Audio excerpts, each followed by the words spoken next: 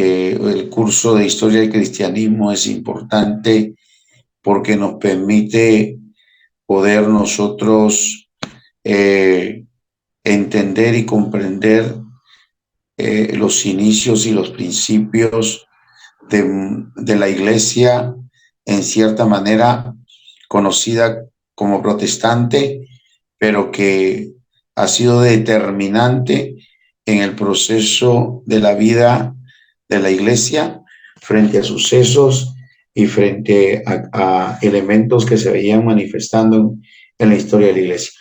A ver, ¿cuántos de ustedes, de los que están ahí en la clase, me pueden decir, por ejemplo, en qué fecha se estableció el, el, el papado, ¿no? ¿En qué fecha se estableció el papado? A ver si es que alguien puede, eh, o si alguien se acuerda más o menos en qué siglo. ¿Sería el siglo cuarto o después? ¿Ya? Entre el siglo IV o después. Ya por ahí vamos embarcando. Muy bien. A ver, ¿alguien más? En el siglo I, pastor. En el siglo I. Ya. Vamos a ver si es que esto está correcto. Muy bien.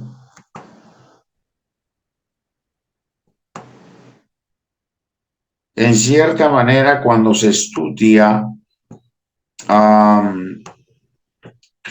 cuando se estudia historia del cristianismo uno, se llega más o menos hasta esos sucesos.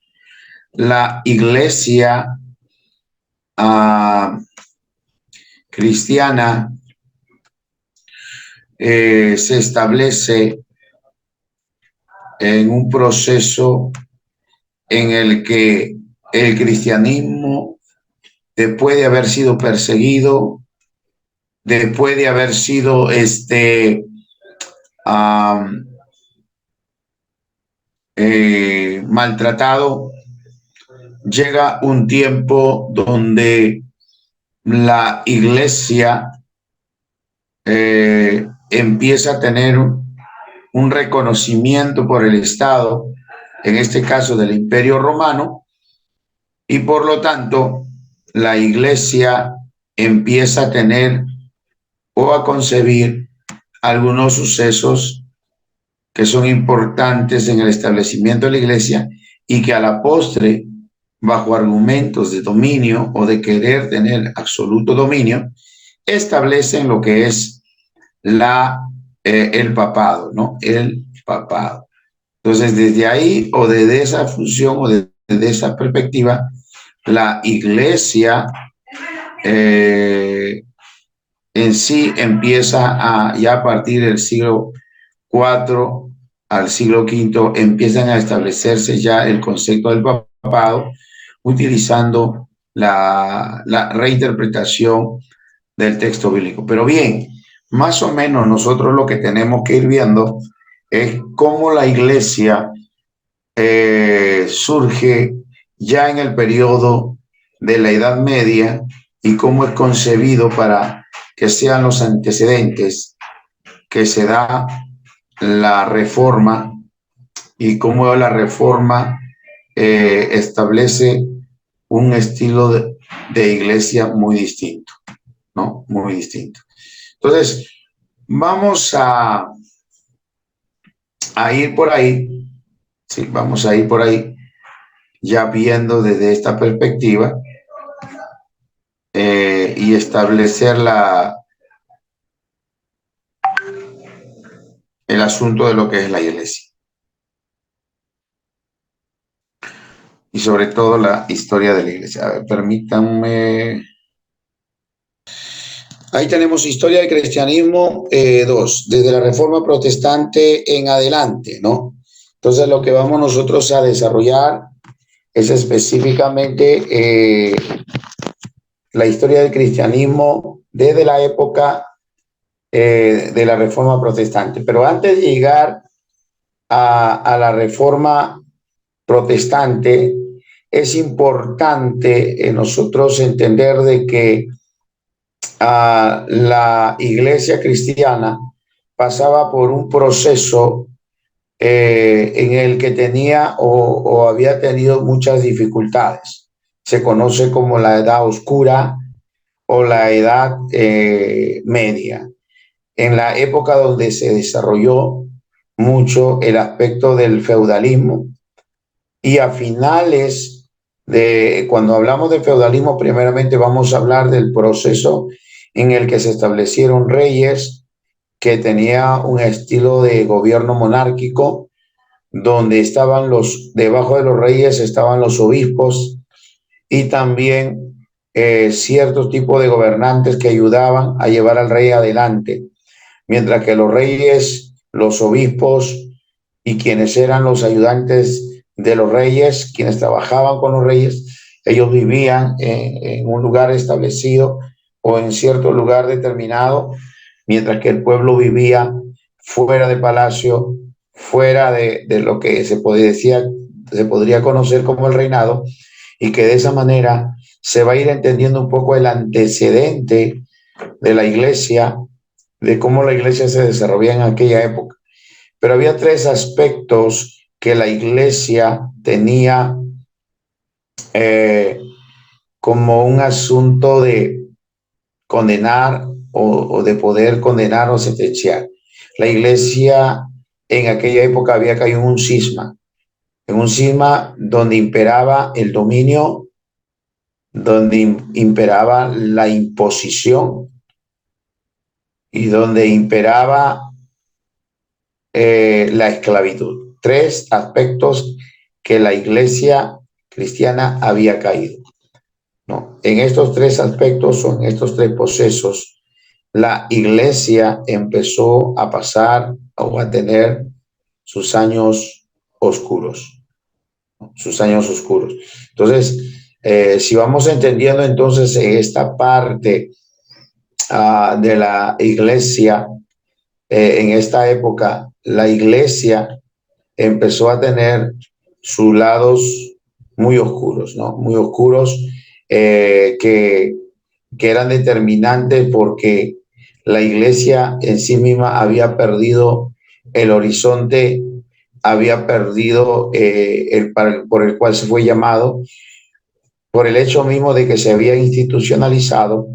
La iglesia perdió todo un proceso de cristiandad propiamente para relacionarse mucho con el sistema en el que la iglesia había caído, ¿no? La iglesia había caído en un sistema muy, muy oscuro. Y vamos a ver eso en este momento como parte introductoria de todo lo que vamos a desarrollar luego en lo que es Historia del Cristianismo 2.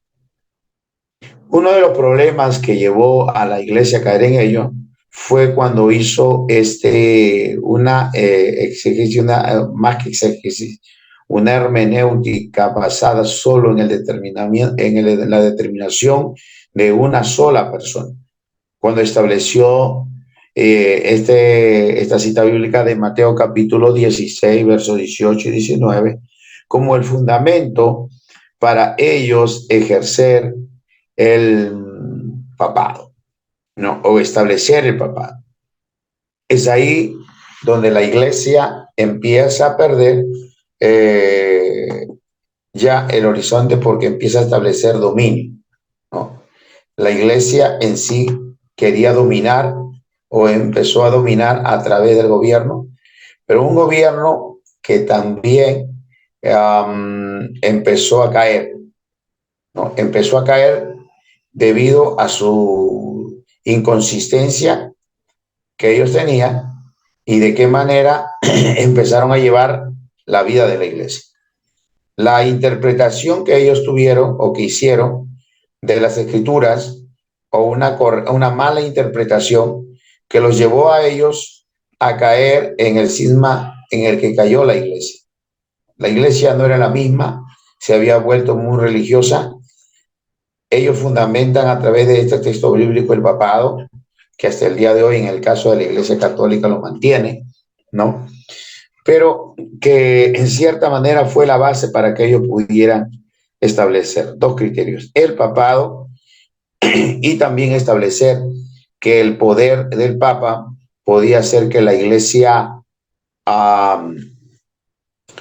la iglesia pudiera tener la llave, en este caso no la iglesia, sino a través del papa, tener la llave para poder ellos decidir o determinar quiénes podían ser salvos o quiénes no. ¿Por qué les hablo esto? Porque ellos determinaron o hablaron sobre un término en el que tradujeron, ¿no? Dijeron, yo también te digo que tú eres Pedro, Petros, que es en el griego, sí, y sobre esta roca que es Petra edificaré mi iglesia, y las puertas del Hades no prevalecerán contra ella. Ojo, una cosa es que le diga que tú eres Pedro, ¿no? Y Pedro significa piedra y Petra significa roca. O sea, jamás se va a determinar como lo han reinterpretado o interpretado por muchas veces la iglesia, ¿no? La iglesia católica. Petro significa piedras o piedritas y Petra significa roca. Y cuando habla de roca no está hablando de Pedro, sino está hablando del conjunto de piedras que hacen o que forman o la consistencia de una roca por las cuales se establece Cristo, ¿no? Para edificar la iglesia. Lastimosamente, este es el texto que da origen al sistema conocido dentro del papado, ¿no? Dentro del papado. Y a partir del papado es lo que la iglesia empieza a tener o establecer su propio sistema y que a la postre es lo que va a generar mucha confusión. ¿Y por qué? Porque en el verso 19 dice, no, y tendrá las llaves del reino, ¿no? Y esa confusión ha generado hasta el día de hoy, aunque en el original o en el griego las palabras son diferentes, si quitan el concepto del papado, la Iglesia Católica pierde mucho. Entonces no lo mantienen por un asunto netamente como base teológica, sino lo mantienen por un asunto de que si ellos pierden eso, pierden mucho. Si la Iglesia Católica desestima eso, pierde mucho. Y como pierde mucho, no les conviene. Entonces, lo que ellos tratan normalmente de hacer o mantener es que eso se mantenga para seguir gobernando o seguir teniendo dominio, aunque nunca fue la intención, el asunto de parte de Jesús para establecer eso, ¿no? Entonces, a partir de ahí nace ese concepto para llegar a lo que es hoy en día el poder analizar ya lo que es la etapa de la Edad Media. Hasta ahí, no sé si tienen alguna pregunta, alguna consulta.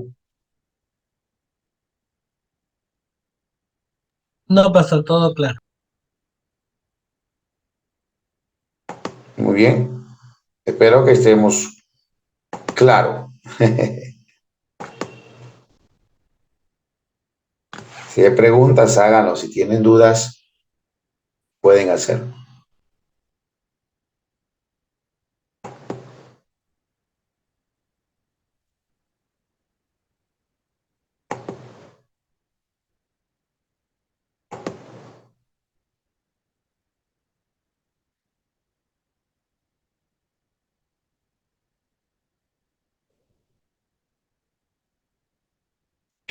Bien.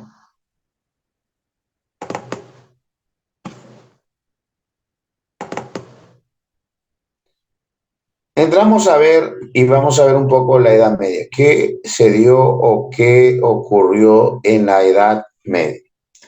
La Edad Media se divide en dos periodos. Primero, la Alta Edad Media, que fue de los siglos V al siglo XI, donde el Imperio Romano entró en crisis económica, política y social.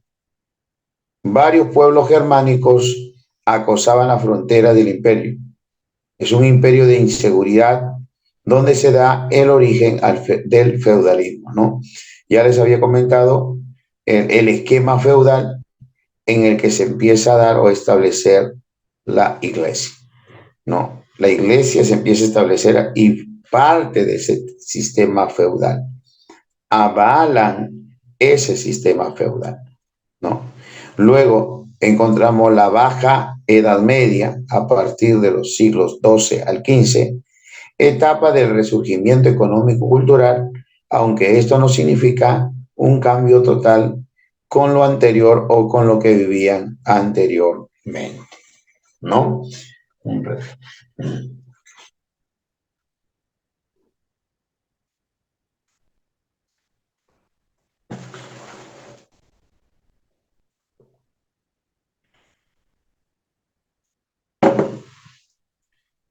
¿A qué se llama la Edad Media?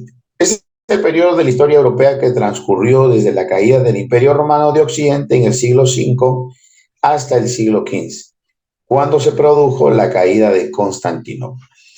Ya había habido un cisma en la vida de la iglesia.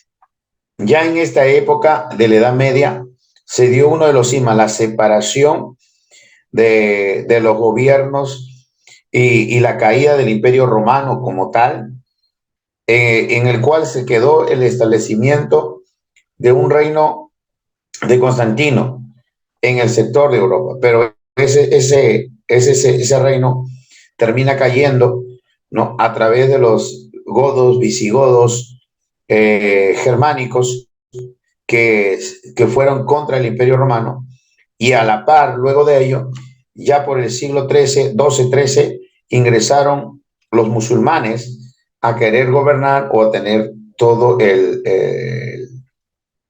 gobierno. Entonces, en base a ello, se da un cuadro, ¿no? El término del imperio propiamente romano fue determinante en el asunto político, pero más no a través de la iglesia, porque la iglesia se buscó la astucia de tal manera de que ellos pudieran mantenerse aún con la caída políticamente del Imperio Romano, ¿no? Pero gobernar a nivel de la institucionalidad de la iglesia que se había extendido por toda Europa. Entonces ahí vemos el término implicó en su origen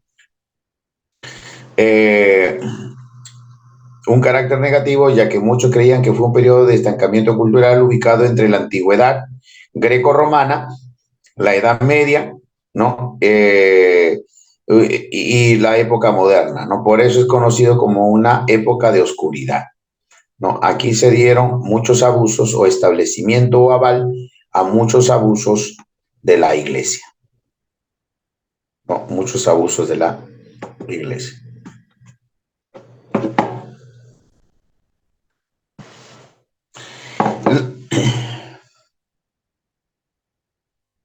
Bien, aquí vamos a poder encontrar, en cierta manera, esta época de la Alta Edad Media se dieron en el periodo de la historia entre el siglo V al siglo XI, como le dije, se caracterizaba por ser un mundo ruralizado. Cuando hablan ruralizado, hablaban mucho de los campos, de la agricultura y todo ello. Se distinguen dos etapas. La crisis agraria, a partir del siglo V al siglo IX, donde la disminución de la población, se abandonó la tierra de cultivo y hubo crisis agraria, ¿no? También, luego de hecho, entre los siglos X y XI, aumentó ya la población. Ya se vivió una etapa distinta, ¿no? Hubo el establecimiento y la restauración de nuevas tierras, donde empezaron a establecer específicamente, empezaron a establecerse ya su dominio territorial y los señores, empezaron a establecerse los señores feudales, ¿no? Que tenían tierras y hacían que la gente trabajara. o los más pobres eran los esclavos, los que tenían que trabajar y no tal vez por un pago, sino para comer o tener alguna alimentación. Luego la restauración de nuevas tierras, las mejoras técnicas en la agricultura que se dan a partir del siglo XI. También se caracterizó por oleadas de invasiones. Aquí el pueblo germánico, ya a partir del siglo V, empezó a establecer a través de los godos y visigodos, eh, y los godos mismos establecieron dominios sobre todo lo que comprendía al imperio romano propiamente. También los musulmanes a partir del siglo VII en adelante estableciéndose, y luego también vikingos que empezaron a establecerse sobre el mar y sobre establecimiento de muchas tierras o dominios de pueblos. Entonces ya había una amenaza frente a ello. Se estableció inseguridad generalizada, relaciones de dependencia personal entre señores y entre vasallos, ¿no? Y eso determinó, mientras que los señores ofrecían protección y los vasallos hacían o juraban fidelidad a estos reinos o a los reyes, e inclusive juraban lealtad o fidelidad a los gobiernos establecidos por la iglesia. Entonces la iglesia empezó en sí a establecerse en base a este contexto. Y la iglesia empezó o trató de sobrevivir, más que sobrevivir, vivir al lado de la política y al lado de cómo el gobierno se estaba dando en aquella época. Mientras que el Imperio Romano cayó por los pueblos germánicos y luego permitió eso, la entrada del grupo de los musulmanes, la iglesia se reinventó con astucia y muchas veces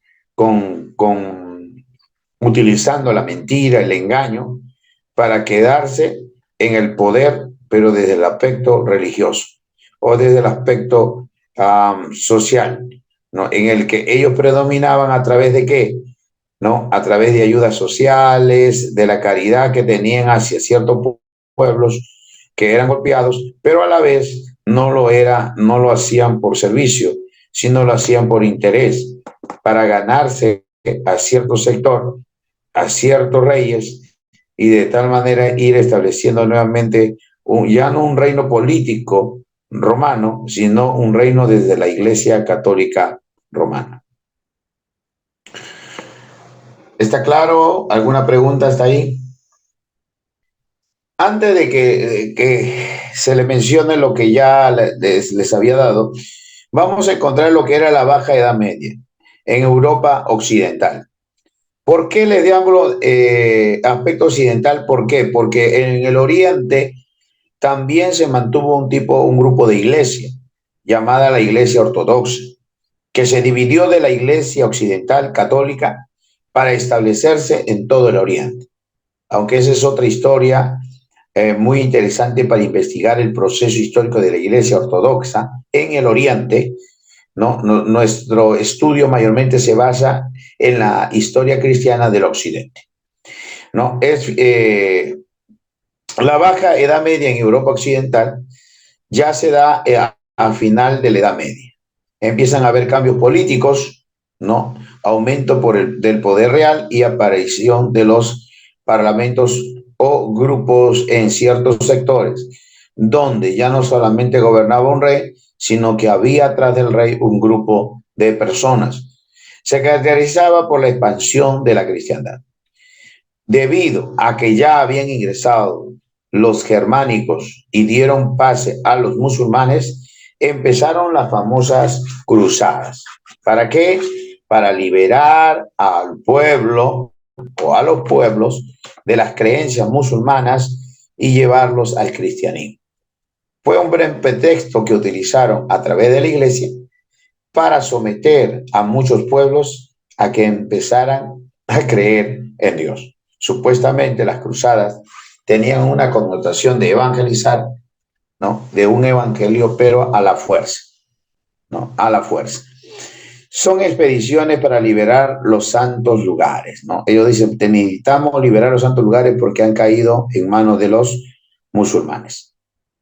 ¿Cuáles fueron sus causas? Creación de los reinos latinos, se establecieron los reinos desde una corriente latina, donde se utilizaba el idioma de latín mayormente, aparición de las órdenes militares y aumento del comercio entre el oriente y el occidente, ¿no?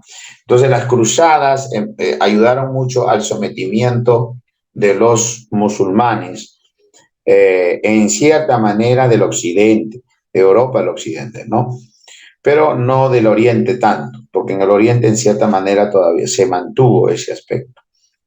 Las ciudades, hubo desarrollo de las ciudades, que fueron los centros de actividades económicas, porque empezó a darse mucho la artesanía, ¿no? El comercio, en la artesanía aparición de gremios artesanales que empezaron a desarrollarse y el comercio que empezó a darse a través de las cruzadas y al verse liberados muchos pueblos, empezaba a haber un comercio abierto, ¿no? En diferentes lugares. También se establecieron los centros de actividad cultural y artística, donde nacieron las universidades, las famosas universidades de Oxford en Europa, Harvard, que tuvieron y se establecieron construcciones de grandes catedrales porque la iglesia empezó a establecerse, en este caso, la iglesia cristiana católica empezó a establecerse en diferentes sectores de Europa después de las cruzadas y después de todas los conflictos que se habían dado, ¿no?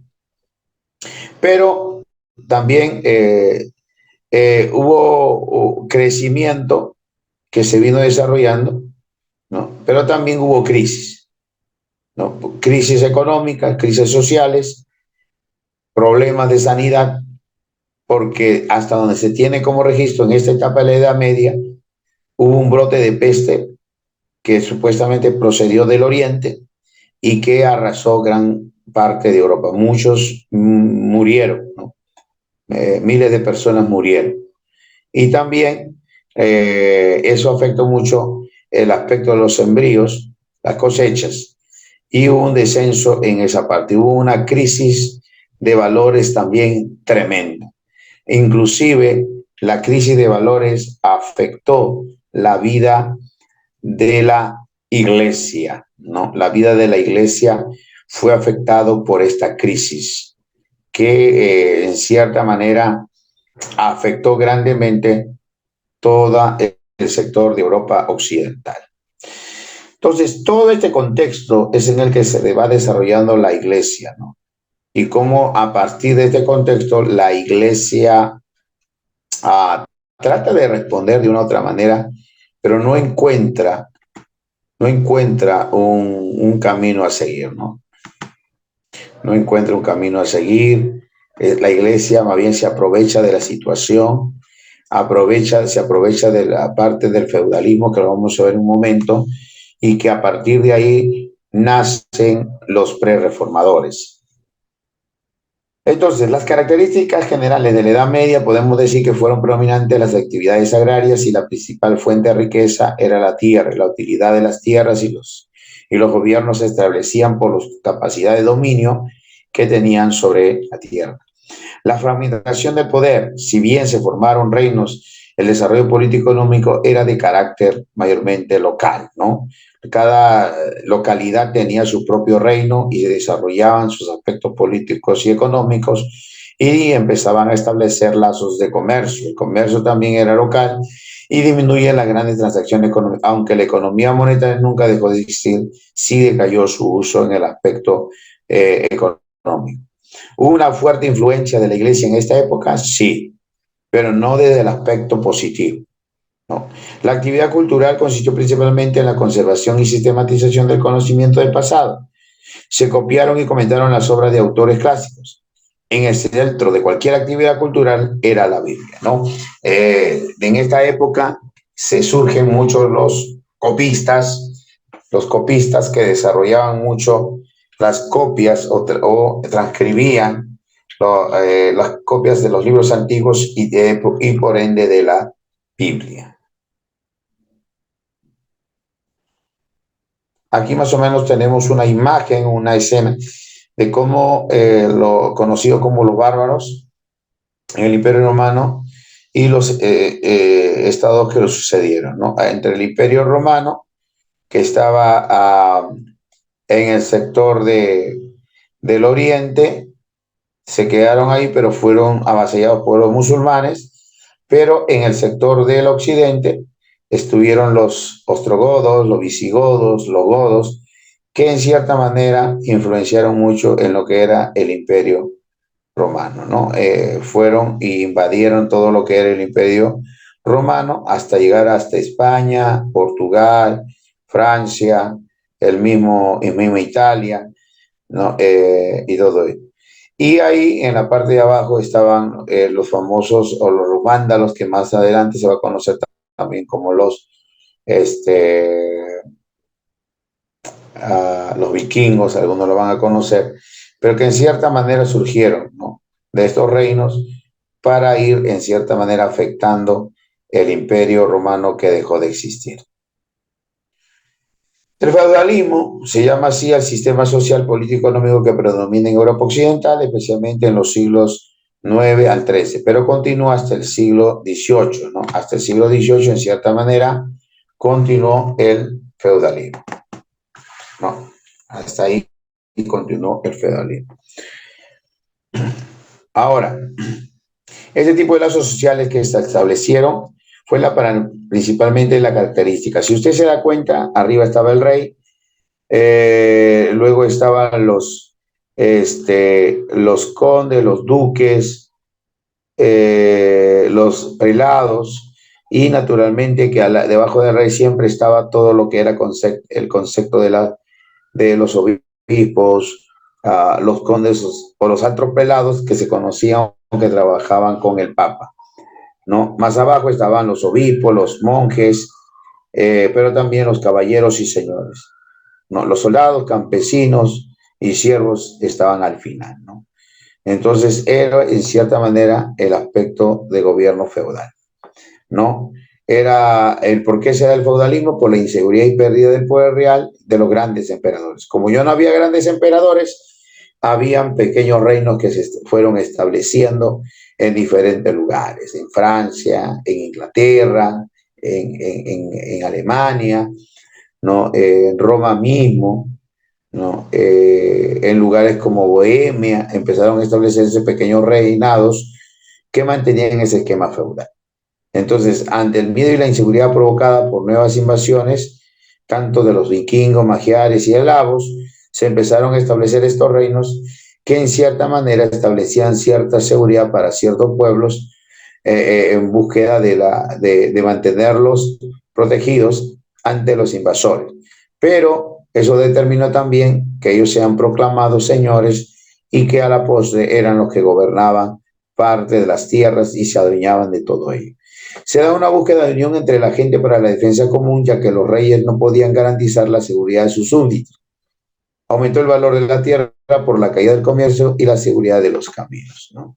Entonces, ya entrando un poquito, aquí vemos un poco la sociedad feudal, ¿no? Entonces, aquí estaba en el palacio, el castillo, ahí vivían pues el rey, ¿no? El rey. El rey estaba conducido y en cierta manera ingresaban ahí pues todos aquellos que estaban determinados por el rey, o eran los que estaban privilegiados. Los que estaban privilegiados, en cierta manera también, como eran los nobles, los cleros, donde estaban los obispos, los monjes, los frailes, que tenían sus propios monasterios. Ellos vivían en los monasterios. Y ojo, que el Papa tenía un lugar especial dentro de los palacios del rey, ¿no? Así es que ellos se habían ganado en cierta manera. Ahora, la comida que ellos tenían dentro del palacio eran comidas variadas, y tenían mucha alimentación. Tenían dentro del palacio quienes cuidaban, pero también la vida dentro del palacio era basado en casa, hacían fiestas, ceremonias, tenían las armas de guerra y soldados que servían al rey y que eran para la defensa, ¿no? Más que del pueblo, del mismo palacio.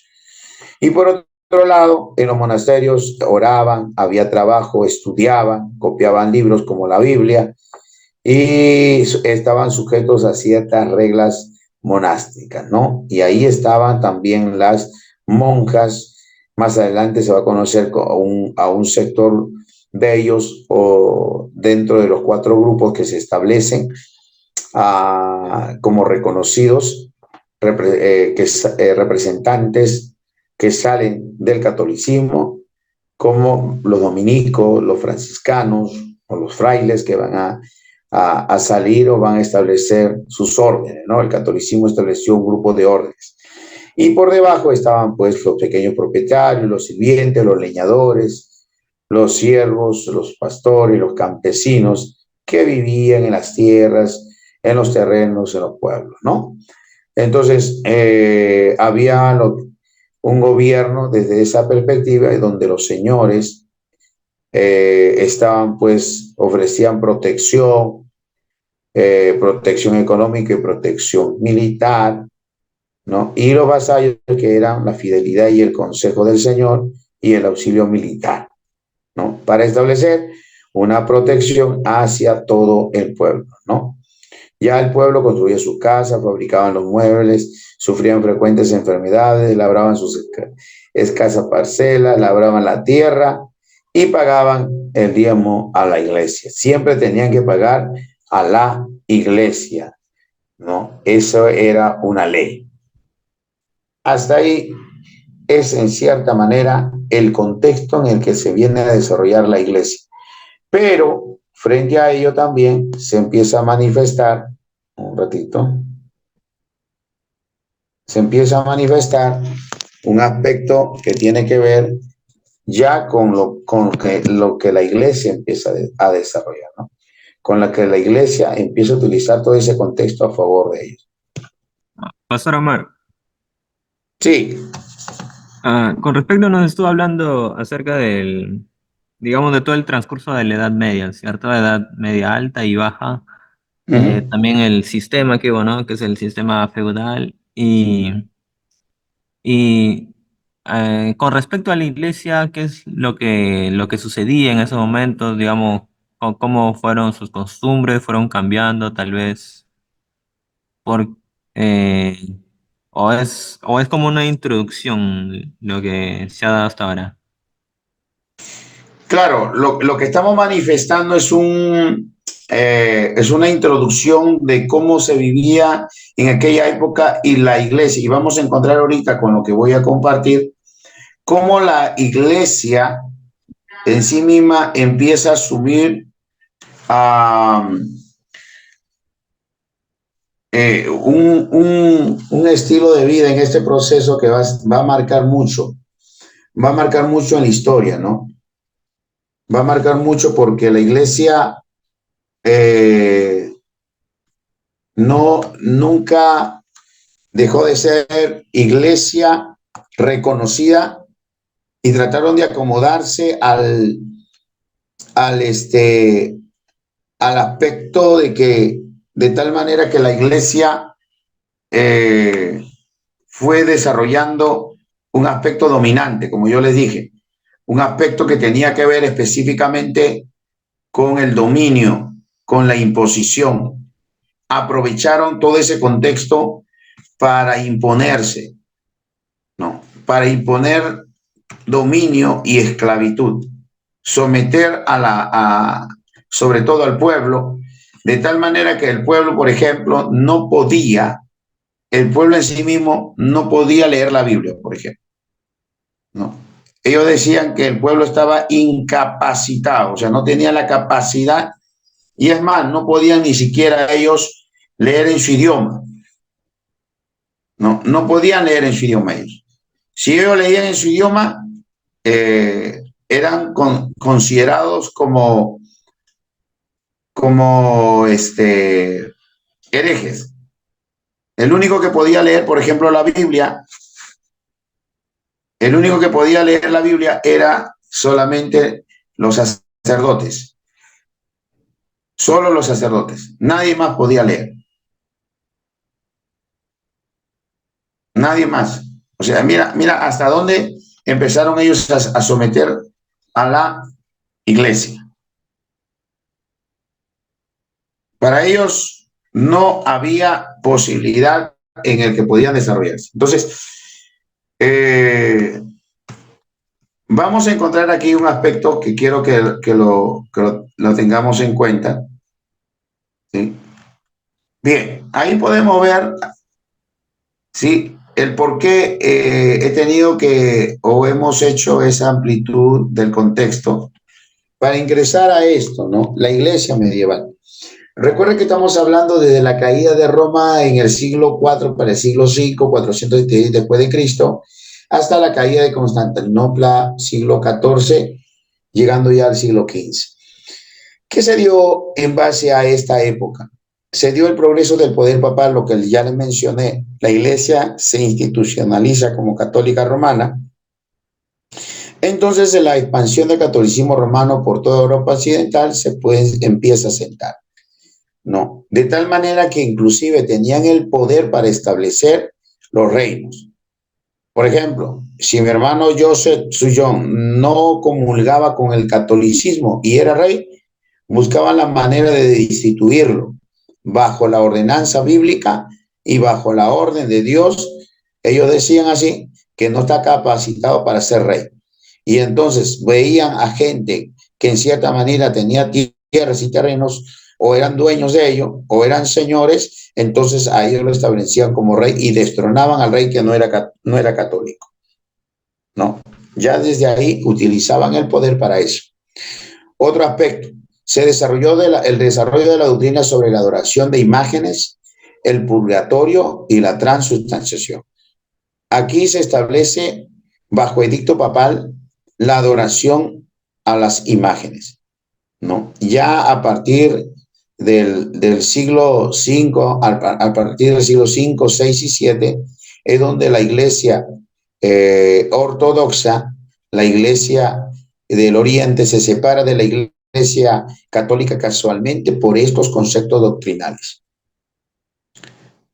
La iglesia católica establece su dominio a través de la adoración de imágenes, a lo que ellos los llamaron los santos, ¿no?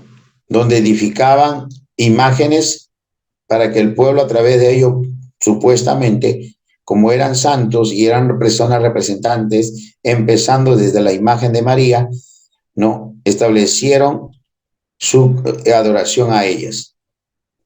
El purgatorio, donde le daba poder al Papa a través del texto bíblico que hemos leído, Mateo 16, 18 y 19, para establecer ellos que las llaves del reino de los cielos lo tiene Pedro, así es que para que ellos sean libres del purgatorio, tenían que hacer indulgencias, de tal manera que pagar indulgencias, de tal manera que el Papa pudiera dar un edicto donde esa persona se le abría la llave del reino de los cielos y ya no iba a estar en el purgatorio, sino en el cielo, ¿no? Y la transubstanciación, donde toman ellos literalmente, el vino se convierte en sangre y el pan se convierte en la carne de Cristo, literalmente, pues, ¿no? Entonces es ahí en esta época donde ellos establecen esa doctrina. La iglesia hacía que ojo, que estas doctrinas no nacen bíblicamente, sino nacen como señal de dominio, señal de dominio, de imposición y para establecer esclavitud. Por ejemplo, si usted no tenía para pagar, porque en aquella época empezó a escasearse lo que era el dinero, pero pudieran comerciar con, o sea, yo comerciaba con el Papa la salvación de mi familia. Por ejemplo, había muerto mi abuelo, mi bisabuelo y nunca habían conocido a Dios. Entonces, para que ellos salgan del purgatorio, como el Papa tiene las llaves del cielo, tenía que pagar con tierras, ¿no? Con terrenos, con propiedades.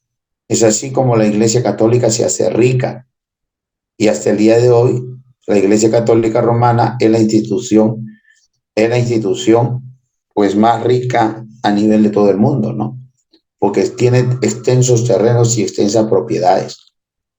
Inclusive aquí en el Perú, la Iglesia Católica tiene grandes extensiones de terreno y propiedades, no es de ahora, sino eso ya viene desde la época donde se dio, donde se estableció la libertad, ¿no? Para los pueblos, donde la Iglesia católica tuvo influencia, ¿no?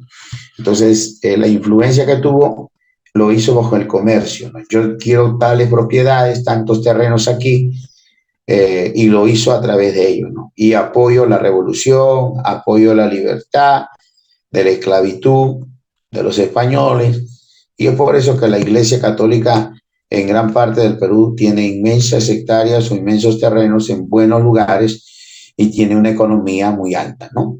Lo mismo pasó, o lo mismo, el mismo esquema, si ellos han seguido de lo que era en Europa, ¿no? Y así, por eso que la Iglesia Católica tiene al Vaticano con extensas terrenos y extensas propiedades que dan mucha fuente de riqueza y economía para la Iglesia.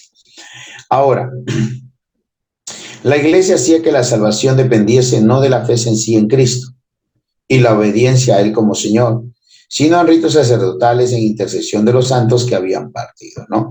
Entonces, tú querías un rito, tenías que pagar, y si no tenías cómo pagarlo, podías pagar con tierras y terrenos, ¿no? Es así. Lo podías hacer y de esa manera um, podía concretarse lo que anhelaban o lo que deseaban, ¿no? Entonces, inclusive decían, bueno, yo quiero orar al santo tal para que le ayude a mi familiar que está muerto, ¿no? Y los católicos, los sacerdotes católicos, pues se enfocaban a eso. Entonces le decía, bueno, tienes que dejar una ofrenda o tienes que dejar tu diezmo, un diezmo, ¿no? Hablando Entonces, en cierta manera, es como ellos o la Iglesia Católica empieza a tener mucha riqueza. Pero en esta época también de la Edad Media surge el poder musulmán. Como ya hemos visto, el poder musulmán empezó a llegar hacia todo el occidente, ¿no? Y que generó las guerras más adelante de las cruzadas. El surgimiento del Santo Imperio Romano, Imperio Germano. ¿Por qué digo Santo Imperio Romano? Porque ya no era un imperio político, sino un imperio religioso.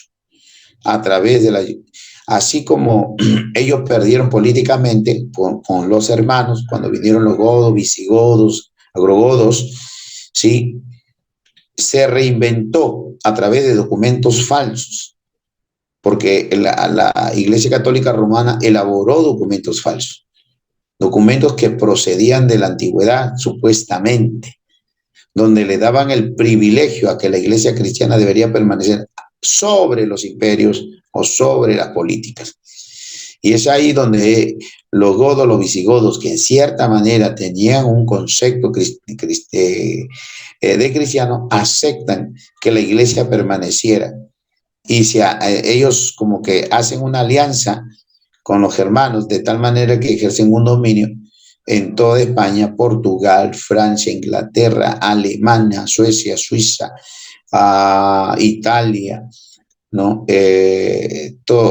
Holanda y todos esos sectores, ¿no? Para tener específicamente como gobierno, pero un gobierno eclesial, ¿no? Que dominaba en sí también a los gobiernos o a los reyes. Tenían eso. Diferencias en la política, doctrinas y ceremonias causaron la separación de las iglesias latinas, griegas y Occidente y Oriente. Este elemento que ya les había dicho, que el Occidente se quedó como una iglesia y el Oriente también se quedó bajo otra línea como iglesia, ¿no? Donde la iglesia del Occidente se estableció a través de los papas y obispos o cardenales, en el Oriente normalmente se quedaron con concepto de obispos. Las cruzadas o movimiento para liberar a la Tierra Santa del dominio musulmán aumenta el poder y la riqueza de la Iglesia Católica Romana. Por ejemplo, si tú querías que el imperio de Bohemia, ¿no? Bohemia era un pueblo también que tenía su rey, que había sido atacado por los musulmanes. Que quieres que lo libren de los musulmanes, ¿cuánto le vas a pagar? Porque la iglesia en Roma se hizo fuerte a través de la alianza entre Roma y Alemania, se hicieron fuertes y le dijeron, bueno, tienes que darme tierras, si tú me das tierras, yo te ayudo y desterramos a los musulmanes. A partir de ahí se establecen las famosas cruzadas con la finalidad de liberar las tierras santas que pertenecían al catolicismo para liberarlas y vuelvan a ser de los católicos. Eso aumentó la riqueza naturalmente de la Iglesia Católica porque a través de edictos papales que sacaban era específicamente para influenciar a ellos, ¿no? Se desarrolló los monasterios, el desarrollo del monacato en Europa Occidental y surgimiento de 4 grandes órdenes. Las 4 grandes órdenes que hasta el día de hoy se mantienen, como los franciscanos, los dominicos, los agustianos o de donde provienen los jesuitas, en una orden que fue fuerte en el aspecto de mujeres, monjas, fue las carmelitas, ¿no? De ahí surge. Pero estas grandes órdenes van a ser utilizados para que puedan desarrollar las misiones específicamente, ¿no? Para que puedan desarrollar las misiones. Eso es lo que mayormente se establece, ¿no? Que ellos fueron encaminando para desarrollar el aspecto de las misiones. Estas órdenes llegaron. No sé si ustedes han estudiado, por ejemplo, cuando se conquistó o cuando hubo la conquista del imperio español aquí, cuando llegaron los conquistadores, siempre llegaron con un grupo también de sacerdotes, ¿no? No sé si se acuerdan. A ver, alguien que me pueda decir qué sacerdote o qué monje llegó con los conquistadores españoles. No sé si alguien de ustedes se acuerda. Pastor, bueno, los jesuitas fueron los que vinieron, lo llevaron a un proceso de evangelización aquí en Latinoamérica, ¿cierto? No, eso es lo que jesuitas vienen después. Lo que estoy Ah, ya, hablando ya. o la referencia que yo le manifiesto es con los conquistadores españoles. Estaba uno, Francisco Pizarro, Diego de Almagro, y había uno que era el sacerdote. No sé si se acuerdan. Hernando de Luque. Con orden franciscana. O sea, él pertenecía a una orden. O sea, el pueblo, o sea, el imperio español, en este caso, mandaban con órdenes, de tal manera que por un lado venía la arma y por el otro lado venía la Biblia. ¿No? Y con imposición se establecieron en Centroamérica y en Sudamérica, así como los portugueses lo mismo hicieron en el sector de Brasil, ¿no? Entonces, ya recuerden que es justo, miren, si usted se da cuenta, en los años 1400 al 1500, cuando empiezan a llegar los primeros españoles a Centroamérica y América del Sur, y los portugueses empiezan a llegar también. Bajo edictos papales, estas órdenes podían llegar y imponer la religión católica como imperio, ¿no? Entonces, eso era la misión de las órdenes. Se desarrolló el arte y la literatura medieval, surgimiento de las grandes universidades, ¿no? Es aquí en esta época. ¿Por qué? Porque ya inicio del siglo XII al siglo XIII empieza a surgir ya no la época medieval, porque ya la época medieval empieza a declinarse y empieza el Renacimiento. El Renacimiento donde se establece los pensadores, ¿no? Como Erasmo de Rotterdam, donde empiezan a surgir más el aspecto del humanismo, ¿no? Para ir rompiendo más adelante, porque fueron las bases que más adelante establecieron la libertad de la esclavitud, a la que habían sido sometidos por el feudalismo, ¿no? Muchos pueblos, en muchos lugares, ¿no?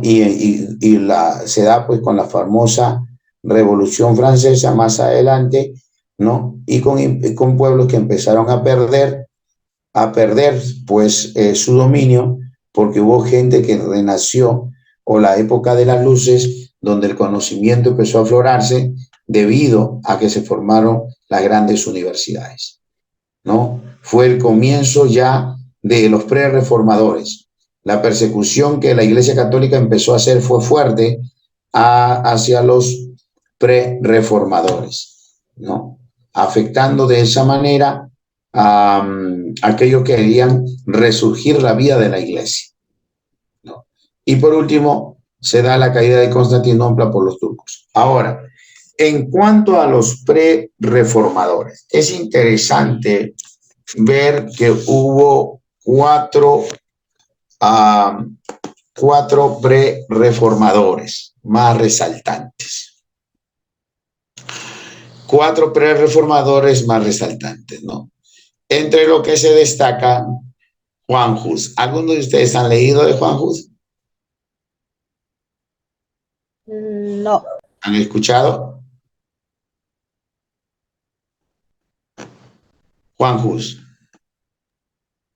Juan Hus fue preparado, fue un hombre estudioso, ¿no? Juan Hus inclusive sentó las bases para que Martín Lutero pueda desarrollar su pensamiento, ¿no? Por eso que Martín Lutero, hay una parte donde dice, pues si todos somos husitas, refiriéndose a Juan Hus, porque Juan Hus en cierta manera sentó las bases para que Martín Lutero pueda hacer o establecer el aspecto de la reforma, ¿no? Todos ellos, Juan Hus, Pedro Baldo, pero sería bueno que lo noten como los precursores o pre-reformadores: Pedro Baldo, Juan Hus, ¿no? John Wycliffe. Pedro Baldo estudió en la universidad en Lyon, en Francia. John Wycliffe estudió en Oxford.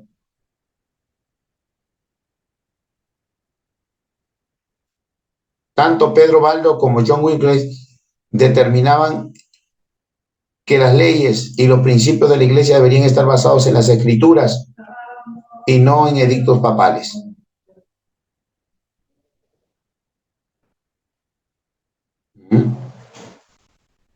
Juan Hus, que también fue uno de los más resaltantes de la Universidad de Alemania. Inclusive fue uno de los profesores de la universidad luego. Pero como precursor, él llamó mucho a que la escritura debería llegar a todas las personas y a los pueblos en sus idiomas respectivos, a lo que lo condenaron y fue excomulgado, ¿no? Juan Hus no solamente fue quemado, sino fue condenado a la hoguera. Y por último, Girolamo Savonarola, un italiano que también fue un catedrático de universidad, quien buscó un cambio político y social en la vida de la Iglesia, que no estuvo de acuerdo con las doctrinas de las indulgencias que el Papa habían establecido y que estaba en contra de los edictos papales que no iban conforme a los escritos de la palabra de Dios. En línea general, Pedro Baldo, Juan Hus, John Wycliffe y Savonarola, ellos lo que querían era que la Iglesia volviera a las Escrituras, que retiraran los edictos papales y que volvieran a las Escrituras, ¿no? Y que la fuente de la vida de la Iglesia no esté basada solamente en edictos papales, en leyes humanas, sino que esas leyes deberían estar sometidas a una revisión de las Escrituras. Eso es lo que en cierta manera se empieza a establecer en el proceso de la vida de la Iglesia, y es así como vamos llegando, ¿no? Y haciendo un horizonte hacia lo que es la Iglesia de la Reforma. Bien, mis hermanos, puedes quitar la diapositiva, por favor, mi hermano. Dejar de compartir. Bien, entramos a esta etapa de las preguntas. A ver, preguntas, hermanos.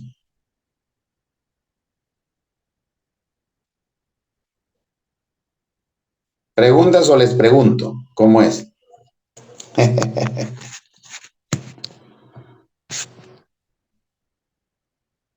Es por lo que acabo de presentarles casualmente es por eso que se establece el porqué del contexto de la Edad Media. Si ustedes se van dando cuenta, ¿no? ¿Qué relación tuvo el contexto de la Edad Media y de qué manera fue utilizado por la Iglesia en esta etapa que se conoce como la etapa oscura? ¿Tienen alguna pregunta? Pastor, está claro. Con respecto a la historia del cristianismo 2, vi al principio que vamos a abarcar desde la Reforma en adelante, ¿cierto, Pastor? Sí, Ah, ya, ya. sí. Hemos dado como que un repaso hasta llegar a la Reforma en sí. Exactamente, es que no podemos iniciar de la reforma sin conocer el contexto del por qué se da la reforma.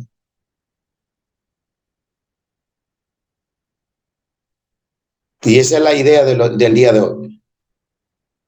Lo que hemos desarrollado el día de hoy es por qué se da la reforma, ¿no? Y es importante reconocer el por qué se levantan los pre-reformadores. ¿Por qué? Porque el Papa, junto a su consejo de obispos o cardenales, habían determinado edictos papales que no estaban basados o no tenían un fundamento bajo las escrituras, sino bajo el dominio y el aprovechamiento del contexto en el que les tocó vivir. Así es. Bien, ¿qué nos puede decir mi hermano Joshua? ¿Qué nos puede decir hermano Joshua? ¿Está entendible? Amén, pastor. Sí, pastor. ¿Tiene alguna pregunta?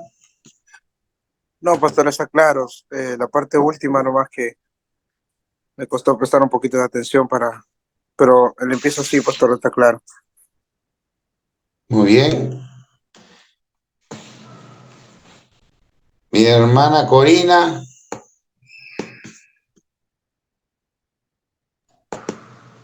Pastor, sí, buenas noches. Sí, pastor, o sea, eso quiere decir, pastor, que donde estaban ellos antes de la reforma, se podría decir que las personas con bajos recursos económicos, o sea, no tenían acceso a leer a leer las escrituras. Así es. Así es.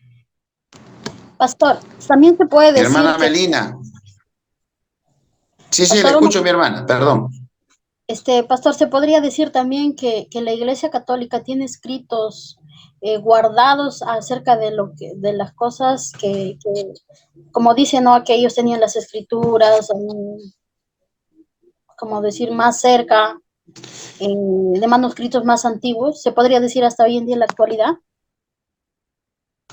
Claro, ellos tienen los escritos, ¿sí? Tienen los documentos, así como también lo tiene la Iglesia Ortodoxa del Oriente. O sea, los escritos han sido hallados en forma general, ¿no? En forma general. Sí, sí, eso hasta el día de hoy se mantiene. El problema es que hay muchas cosas que no les conviene aclararlas o decirlas como tal, porque la Iglesia Católica sin eso perdería muchísimo, ¿no? Es así.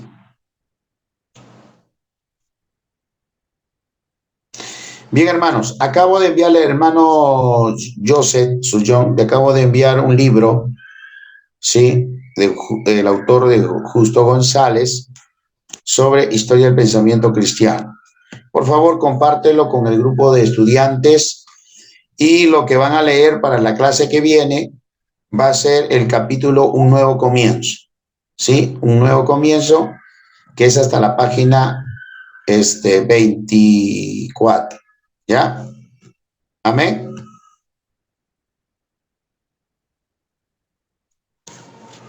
Amén, hermanos. ¿Sí te llegó, mi hermano José? Sí, pastor. Para la próxima clase dijo todo el capítulo 1, ¿cierto? Sí, ahí lo estoy enfocando. Todo el capítulo 1, un nuevo comienzo, ¿sí? Que tiene que llegar hasta lo que es Erasmo y los humanistas. ¿Sí? Hasta ahí. Ya. Sí, Ya, esa es la listo. lectura, hermano. Lo abren, ahí está en PDF ese libro de Historia del Cristianismo. Ese va a ser el libro material de lectura. Entonces, para la próxima clase, que es el día miércoles, deben haber leído un nuevo comienzo, ¿sí? Y me hacen un pequeño resumen, ¿sí? Un pequeño resumen de esta lectura, por favor. Amén. ¿Está claro?